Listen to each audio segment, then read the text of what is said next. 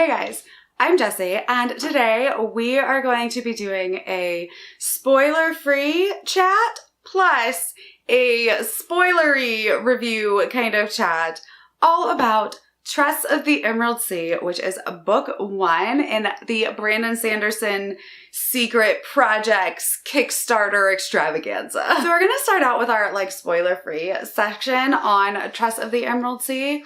So this is going to be kind of a shorter little review for you guys, but just know that this is a fun book. It is vastly different, in my opinion, than anything that I've read within the cosmere.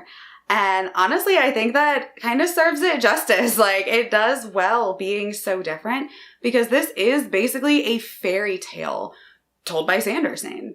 And it feels like a fairy tale. It is very whimsical, and there's a lot of very sarcastic, kind of funny, humorous moments. And most of those come from the person that is actually narrating the story to us. So we are not reading from the perspective of our main characters. We are being told a story, and the narrator is actually a part of the story, and he likes to insert his opinions a lot. Which I think makes it really fun. It's not quite like fourth wall breaking, but almost. And it doesn't pull you out. It's just really, really fun seeing how this story is told from this one character's perspective who was in the story, but is also in the cosmere as a whole in a much greater capacity. So if you're interested in a synopsis of this book, we are following Tress. And Tress has grown up on what is called the Rock, which is this small island kind of in the middle of nowhere in this sea, and no one's allowed to leave except for the noble family that lives on there. Everybody else that is born on this island has to stay on this island. And she ends up just kind of being happy with her lot in life. She's not upset. She's a window washer, and she's fine with that. She doesn't yearn for more or yearn for adventure like, most of our protagonists in series kind of like this. She is in love with Charlie, who is the son of the Duke, but he likes to pretend that he is just a guard in the Duke's home. And she's like, okay, I just let him go with it. But we all know better. He is the son of the Duke. The Duke himself kind of finds out about this friendship, budding relationship, and takes his son away to be married off. And Charlie's like, no. And he's like, I'm just going to be super annoying. I'm going to annoy all possible suitors, and then he'll just bring me back. And one day, their ship arrives back, and Charlie is not with them. Someone else is. And he says that Charlie's gone. Charlie is gone.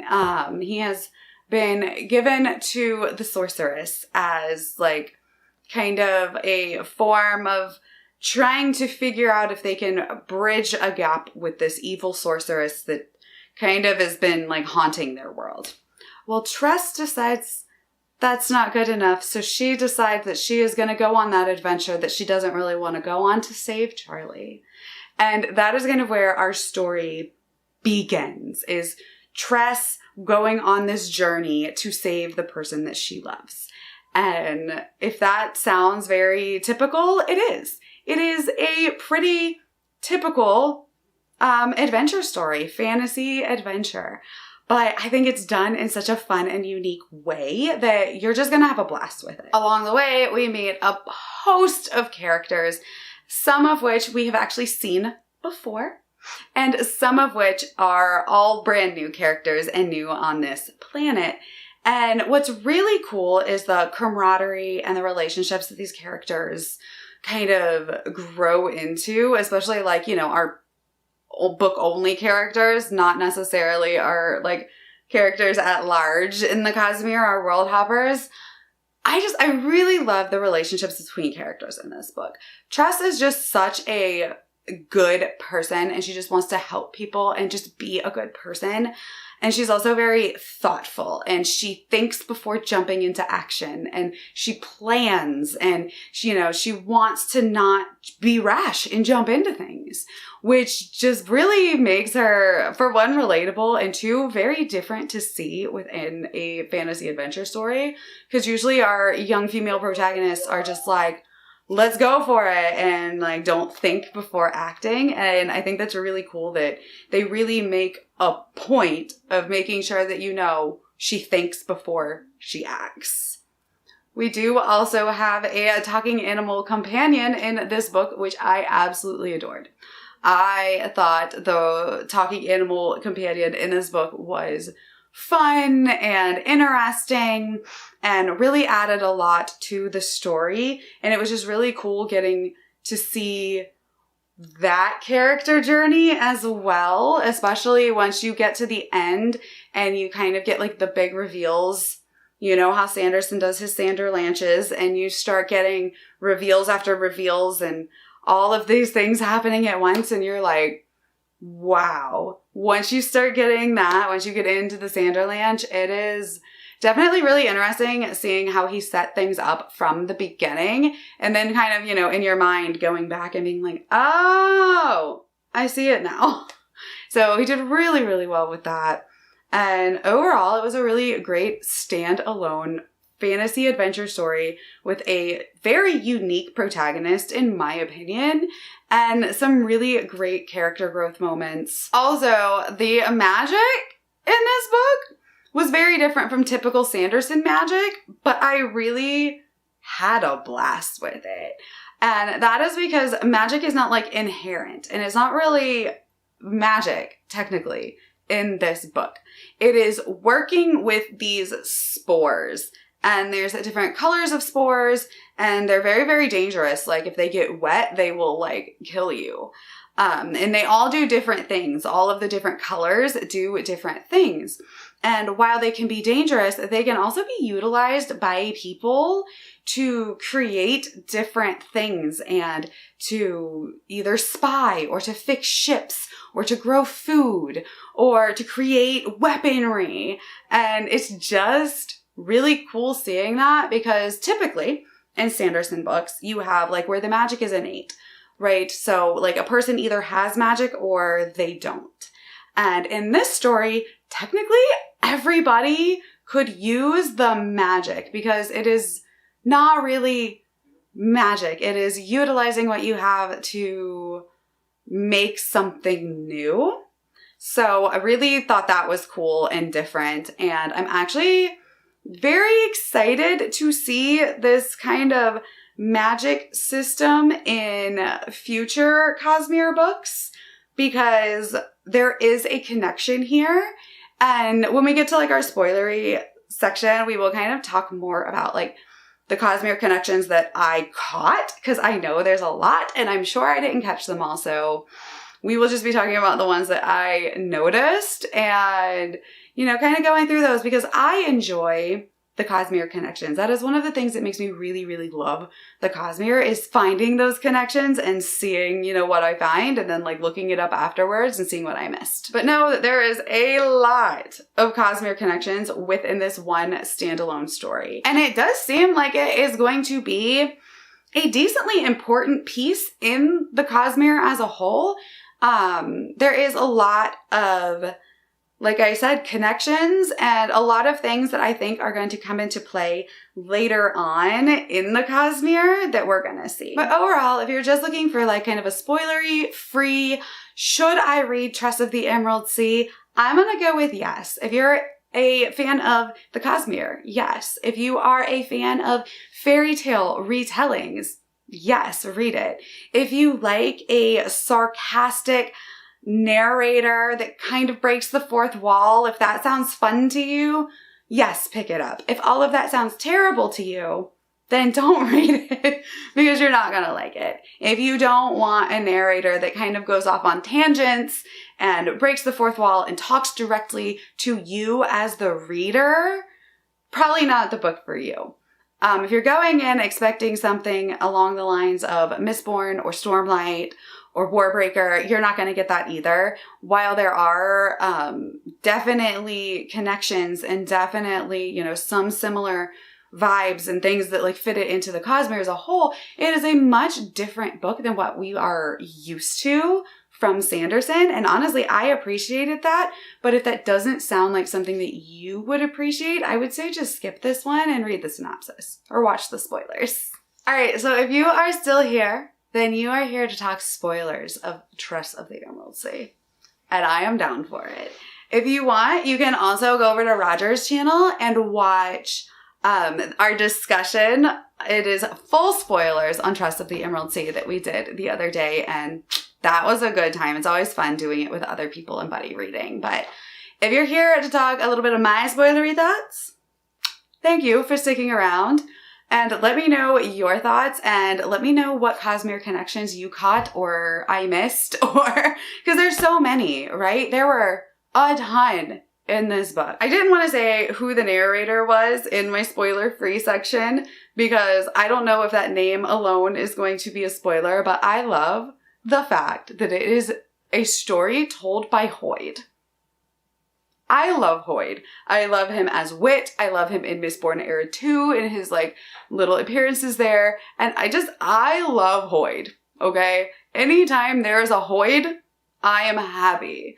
So I just thought it was so fun seeing him tell a full-length story. Because we get some of his stories in Stormlight, but this is the first time we've gotten like a real like full book from Hoid's perspective. And I thought it was a blast.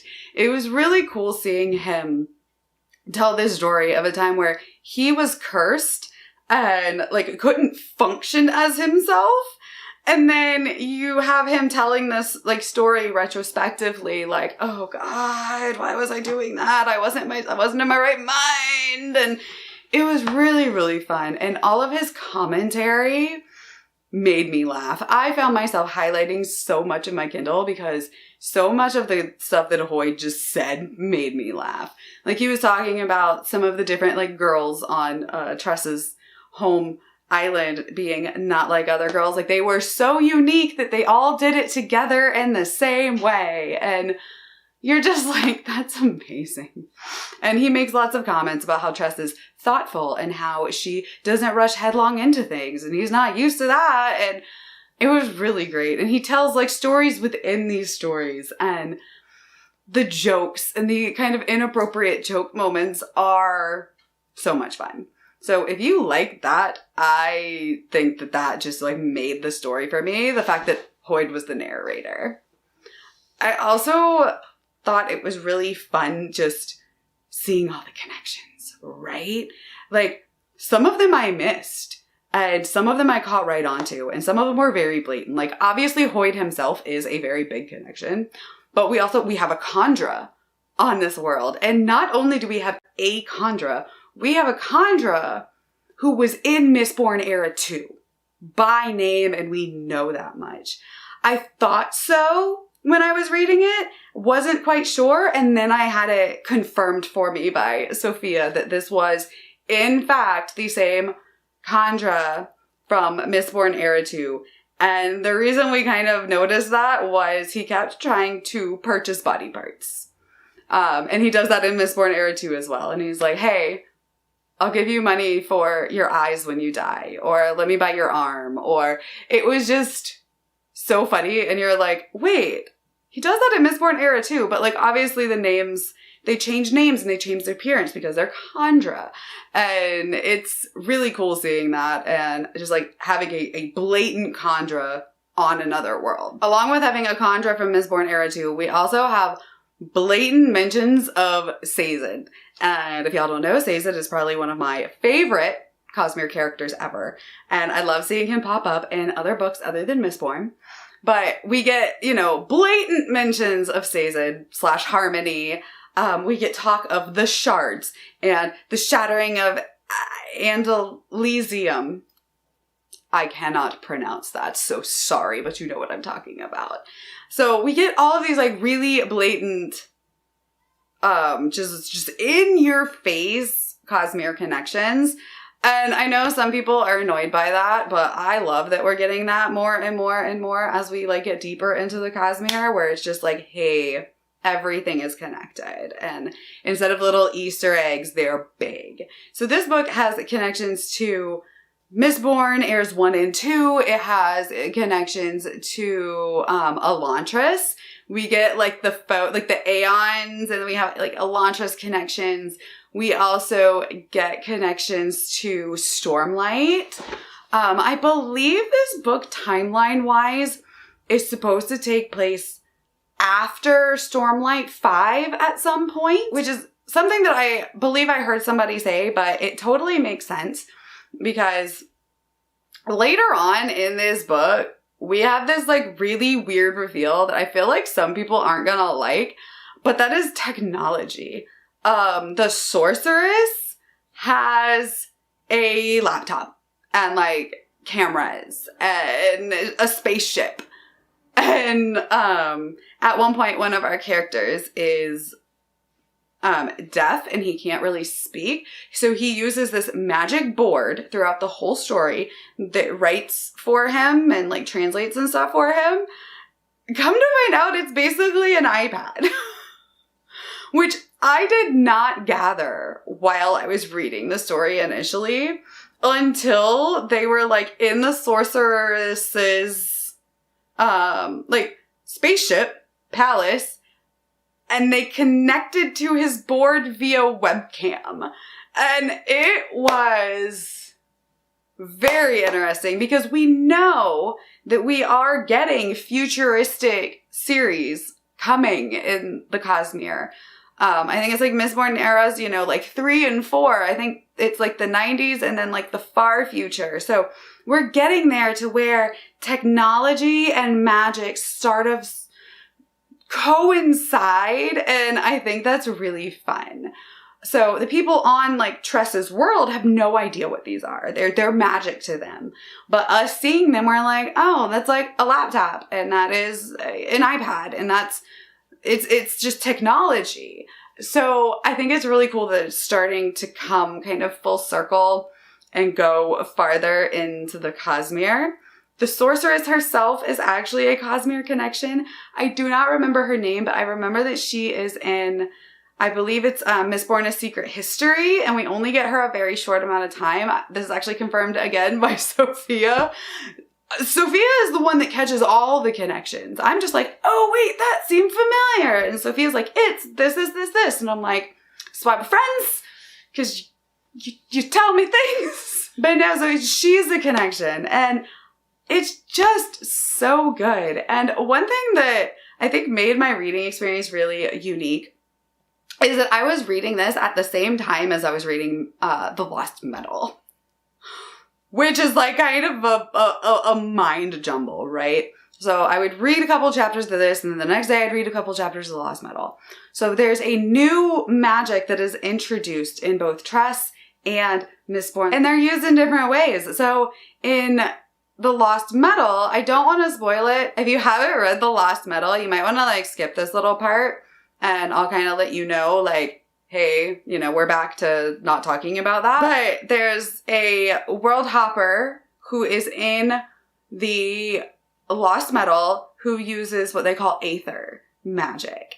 And it's basically, he has this connection to this, basically like a primal god who is an aether, and he is able to create things with different aethers, and different aethers create different byproducts. We don't get a whole lot of explanation behind it, but what we do see is that he has to constantly chug water in order to create his like stone creations, and it's called rosite. It's like this like pink rosy rocks basically, and he can like create things with it, but he has to chug water. Okay, there's that spoiler for Mistborn. We're back on Tress. In Tress, the magic is these spores. So these spores are basically like contaminated aether, like aether that has kind of gone wild.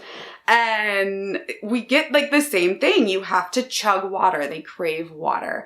And you can actually control the spores and make them do things by offering them water and by, you know, giving them water and making deals with them. So that was really cool to see, especially because I was reading them in tandem and I was like, wait, in Lost Metal and then in Tress, and I made that connection and it was so much fun.